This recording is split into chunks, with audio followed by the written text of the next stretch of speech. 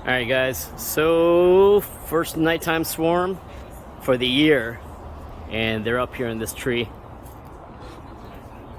Gonna be a little bit tricky because I'm too damn short.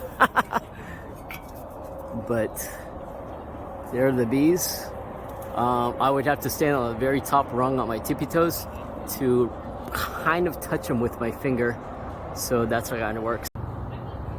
Alrighty guys, so I'm ready to bring down this hive, and the prep work is simply to take off any extraneous branches, anything that adds on more weight.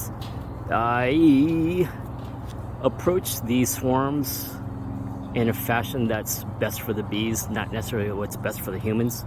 It's 10 times easier to either vacuum them up or shake them into a bucket or shake them into a cloth or something of that sort and let them crawl into a box. But none of those really lets the bees have a high chance of sticking around because it's so stressful and so jarring for them.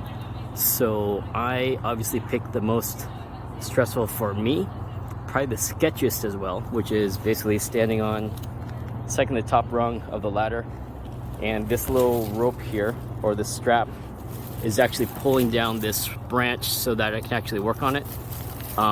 It was about 8 feet up, so right now it's about 6 feet up, which is better than 8 feet, but essentially it's making the ladder really unstable, which is fine.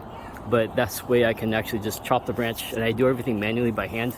We don't use power tools because it causes vibration, which is not so good for the bees. You have bees falling off, or it just creates, again, that other stressor.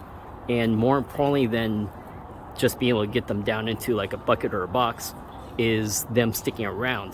So what most of these guys don't show you afterwards is those bees will abscond, which is to take off of their own accord, because it's one too many stressors. They're on the road, they're looking for a new home, so you're working with their psyche, and if you disrupt them too early, then they're just going to bail. They're like, screw this, I don't want to stick around.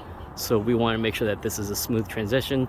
Give them a box, give them some food, give them some honeycomb, and stack the chances in our favor that they stick around. And there it is, safely on the ground. So inside the box is old honeycomb. Boom. See that piece of cardboard right there? Right there. Has a little drop of oil on that lemongrass, and that they take to the box. So right now they're a little jostled, which I totally understand. We're going to try to trigger them to fan, and then if I can do that, then the rest of these bees are just going to crawl themselves into the box. Oh, and that white thing right there is a sugar patty. Basically bribing them to stick around. Bribing, I can speak. Nighttime gets a little bit challenging to get them to fan and release different pheromones. So it just takes a few handfuls. And then lots of waiting.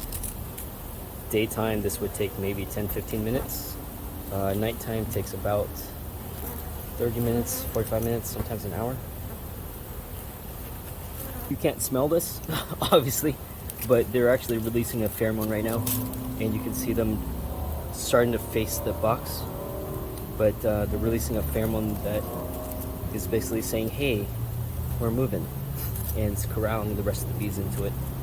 So that's excellent. That's exactly what I was waiting for. So we just need to wait a little bit more for more of them to start to alter their direction, and then we're good to go. See all of them?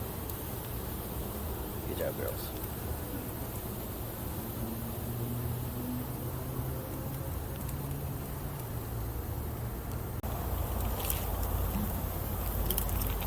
Geez, this is a big swarm.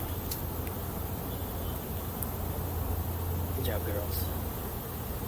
In the box. Box, box, box, box, box, box.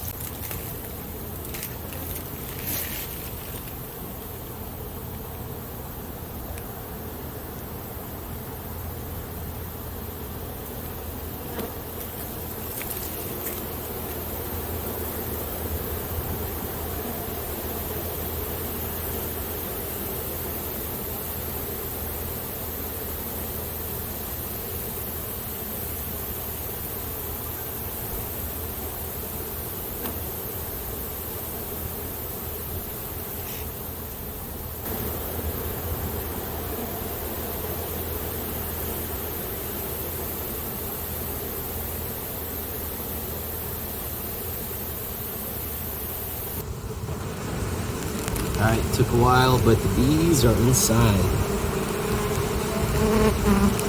No idea where the queen was or is. She's gonna be in here somewhere though. Leave her out there. Oh, you can see some of it, but old honeycomb back there. And that's the sugar patty. So they're selling them very nicely. Good job, girls. High five for high 6. They have 6 legs, right? And that's a wrap.